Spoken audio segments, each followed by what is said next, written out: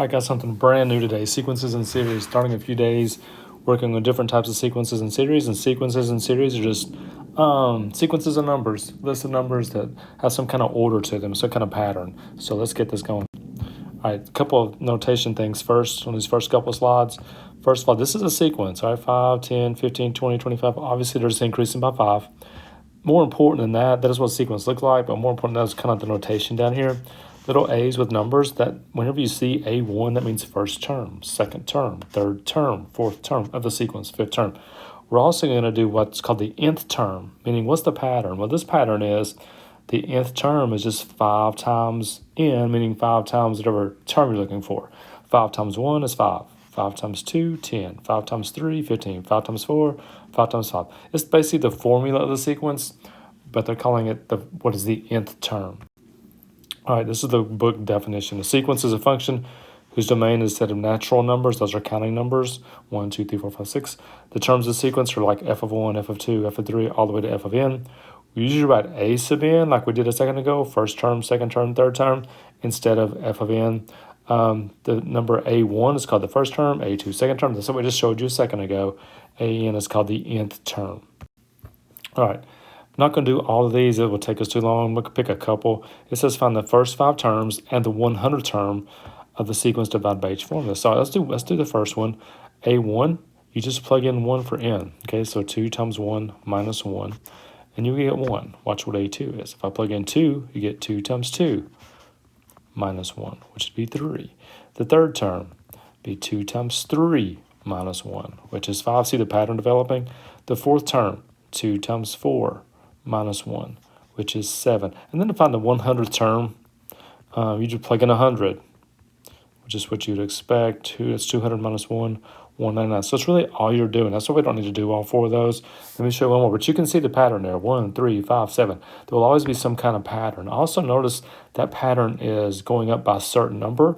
Look at that formula real close right there. I don't know why I just did that. Look at that formula real close right there. Look in front of the n. It's a 2, and look what the difference is in all the numbers. Just saying that might be important later at some point. Let's do D because it looks the worst. All right, so I'm going to do the first term. Just plug in 1 right here and right here. Now we get negative 1 over 2, negative 1/2.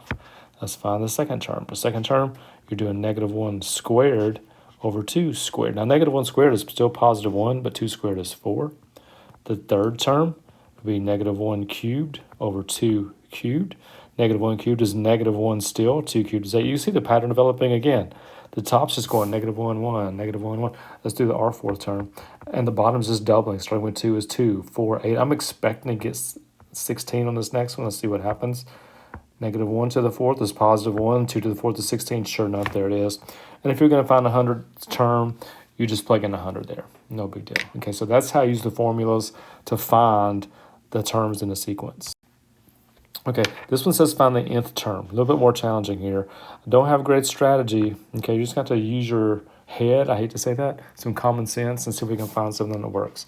When they say find the nth term of a sequence, they want you to look at the sequence they gave you and just try to come up with a formula for it. Okay, so I'm looking. The bottom looks easy to me. It's going 2, 4, 6, 8. That's 2 times 1, 2 times 2, 2 times 3, 2 times 4. So that means I'm going to start my sequence with n equals 1. Now, the other thing I notice is my numerators are 1 less than denominator. So I think I could take my denominator and subtract 1 and see what happens. And here's how you can check. Just pick one. Let's pick 3. Let's pick A3. Okay, so if I pick A3, I should get 5, 6, by the way. I'll just plug the 3 in for the n's. And sure enough, my numerator is 5, denominator is 6. So that's good. That is the formula for the nth term, which is what they're asking. Okay, the second one. Don't worry about the negative at first here. Look what's happening. It's going 2, 4, 8, 16, 30. They are doubling everything, but those are also, more important than that doubling, it's really the powers of 2. So like it's really 2 to the first, 2 squared, 2 cubed. Whenever I see that pattern, I'm going with the exponent every time. Now, the other thing I notice about this is it's going negative, positive, negative, positive. This is a little trick I'm about to show you, but this will make this work every time. I'm going to put a negative 1 out here, and you're going to have to decide what exponent to put. I'm going to try the n first, and again, just pick a term. Pick the third term again, okay? So I'm going to plug in a 3 and see if it works for me. 2 cubed, negative 1 cubed. That's 8 times negative 1. Yep, that's negative 8. Okay, so that's going to work out really good. And sometimes, I'll be honest, you're going to have to worry. You're going to have to mess with that exponent a little bit. You have to make it like n minus 1 or n plus 1 to make it work really well. But that's going to be the most challenging thing we do in class tomorrow is they're going to give us a sequence and we have to find the nth term or the formula for the sequence, kind of going backwards. All right, the last thing today is what's called a recursive sequence. A recursive sequence is when the nth term or the next term of a sequence may depend on some or all the terms before it. The most famous one of these that I know of is called the Fibonacci sequence. You've probably heard that before. Actually occurs in nature a lot, is a really cool thing. But if you look at the Fibonacci sequence, it goes 1, 1, 2. And what's happening is they're adding the first two to get the next one. 1 and 2, 3, 2 and 3, 5, 3 and 5, 8. So bottom line is this: you can't just pick out the, let's say 1, 2, 3, 4, 5, 6, 7, 8, the ninth term. You can't say, what's the ninth term? Oh, it's 34. To get the ninth term, you got to know the eighth one and the seventh one, or you cannot get the ninth one. Okay, that's what makes recursive a little different.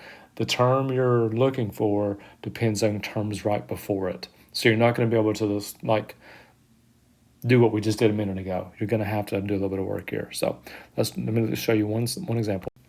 Okay, so let's find the first 5 terms of the sequence defined recursively.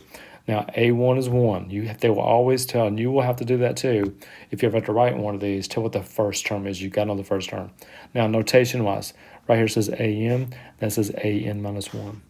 AN means, in this case, AN would be the next term. AN minus 1 would mean the previous term. Let me show you what I'm talking about here. If I do I already know what A1 is. It's 1. So I'm going to do A2. If I just plug A2, if I just plug 2 in everywhere, it would look like this: A2 minus 1 plus 2. Now think about what 2 minus 1 is right there. That's really A1 plus 2. And what is A1? A1 means first term, which we know is 1. So it'd be 3 times 1. Sorry, 3 times 1 plus 2, which is 3 times 3, which is 9. So there's the second term. So the first term is 1, second term is 9. Now, third term, I would do A3. Now, I'm going to start doing it this way because this is what I want you to see. Look what we ended up doing on this last piece right here. Okay, instead of doing all this work, remember I told you when you see n minus 1, that means previous term.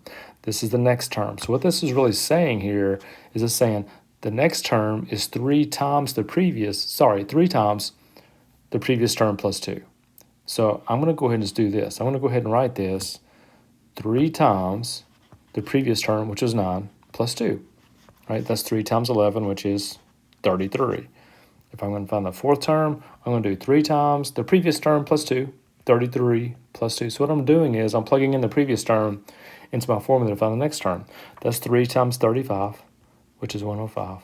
And then it said to find the fifth term. So one more term, 3 times the previous term plus 2.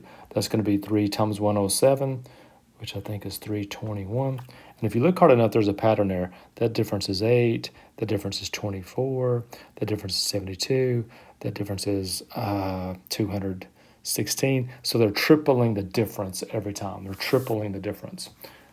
Hence the 3 in the front. Just saying. All right, so hope that wasn't really, really bad. We'll work on it in class like we always do. Can't wait to see you tomorrow. See ya.